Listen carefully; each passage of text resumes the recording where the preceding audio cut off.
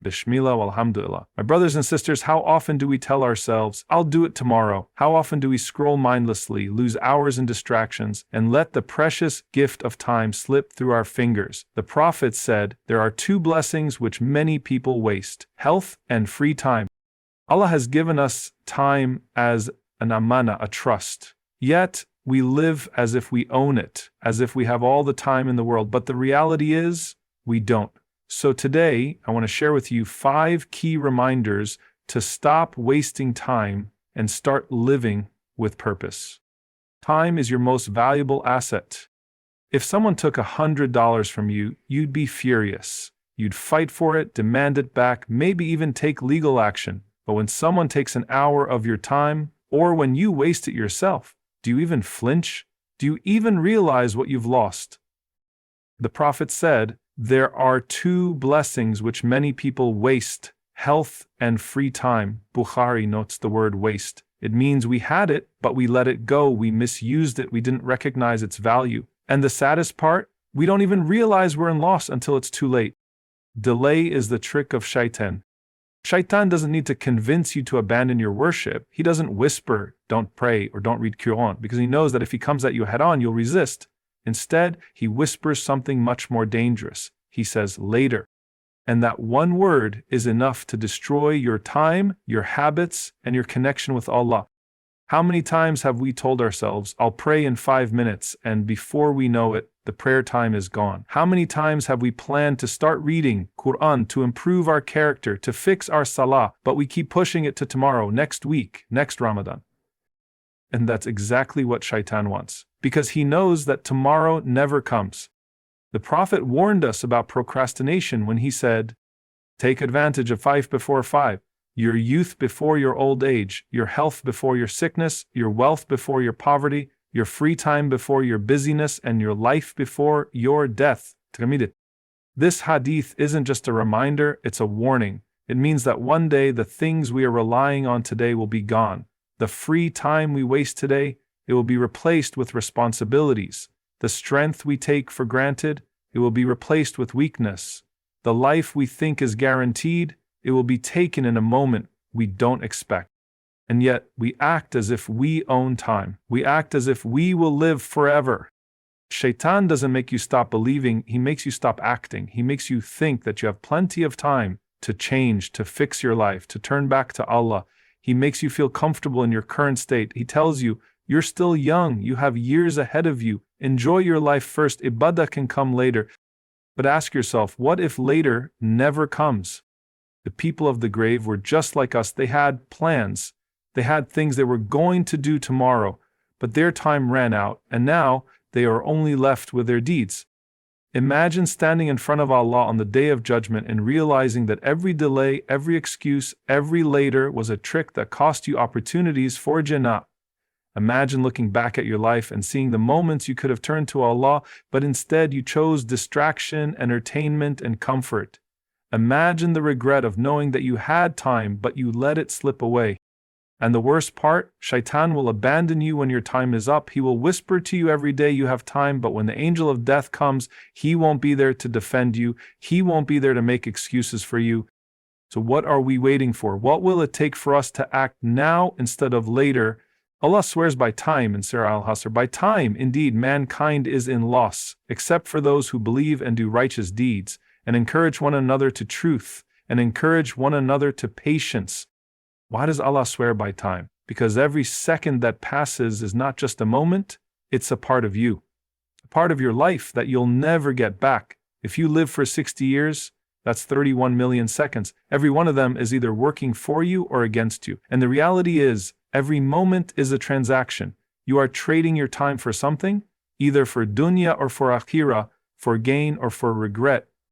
We always say, I don't have time, but the truth is, time is not something we own, it's something we borrow. Every morning when you wake up, Allah gives you a new deposit of time, 24 hours fresh in your account. And just like with money, you get to choose how you spend it. Will you invest it in something that will benefit you in this life and the next, or will you waste it on things that bring no return?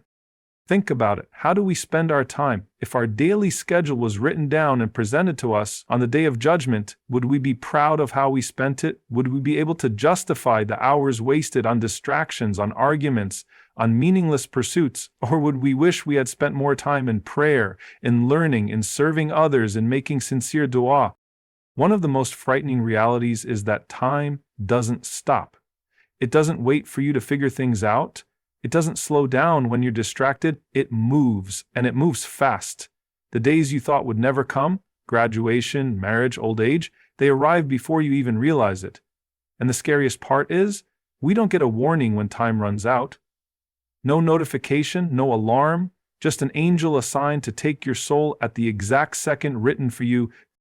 So what are we waiting for? If we know time is the most valuable thing we have, then why do we treat it like it's unlimited? Why do we give priority to things that don't matter while neglecting the things that do? We always think, I'll start tomorrow, I'll change later, I still have time. But do we? Do we really?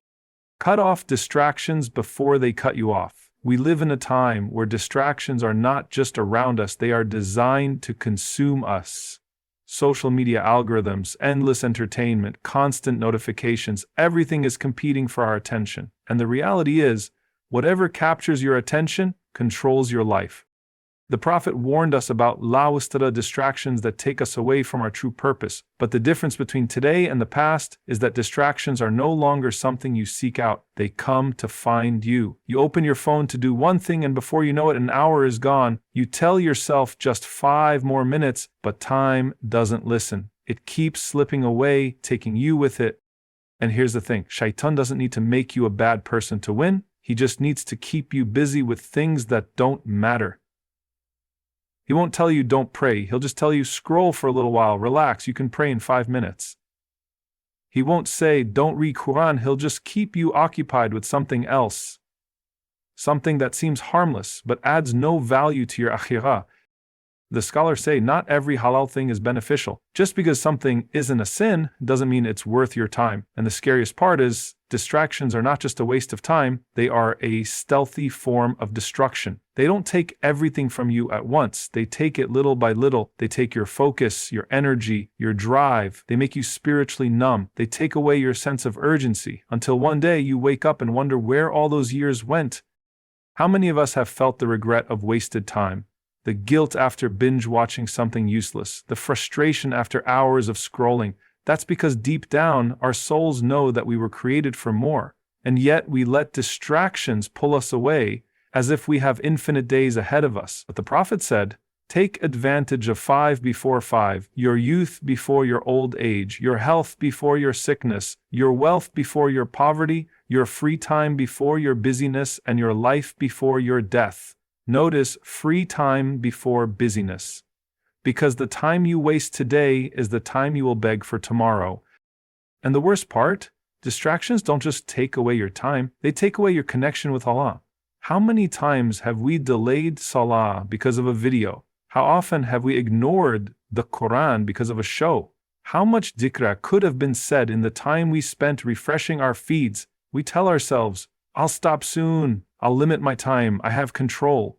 But if we're being honest, do we? How many times have we promised to cut back, only to fall back into the same cycle?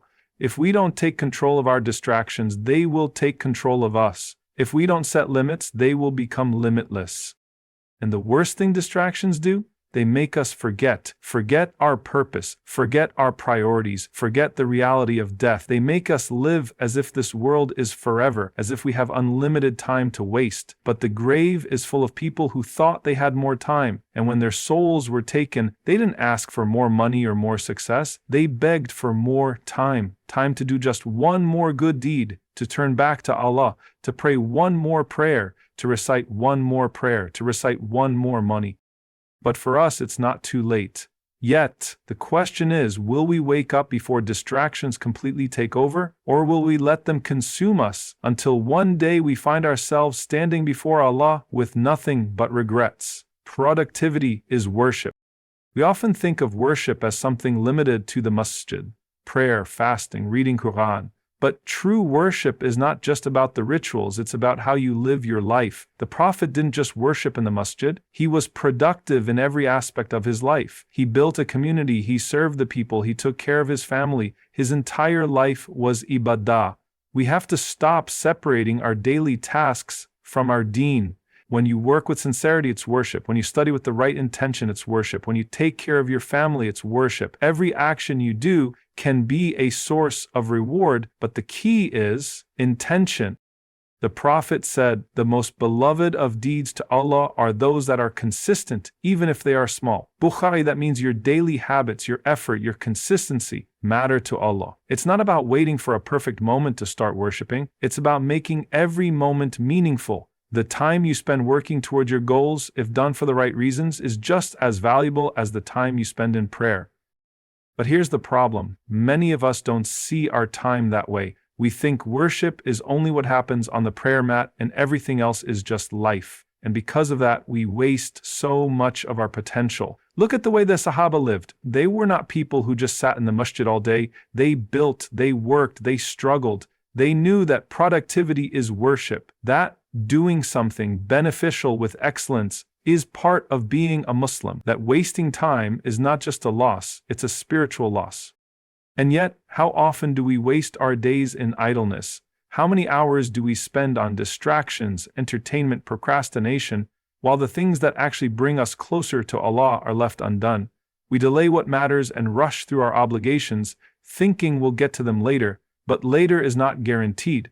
The Prophet said, "Indeed, Allah loves when one of you does something, that they do it with excellence." By Hakih.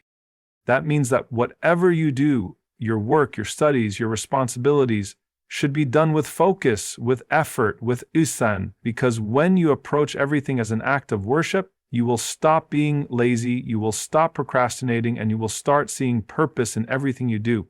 And the reality is, this mindset changes everything. When you see your work as worship, you stop looking for shortcuts. You stop doing the bare minimum. You stop seeing your job or your studies as just something to get through, and start seeing them as part of your path to Jannah. But the key is, what are you working for? Productivity without purpose is just movement without meaning. You can spend all day being busy, but if you're not busy with what matters, then all you're doing is wasting energy. True productivity is not just about getting things done, it's about getting the right things done in a way that brings you closer to Allah. So, the question is, are we actually being productive in a way that benefits our Akhirah, or are we just staying busy with things that have no weight in the next life? What are we really working towards?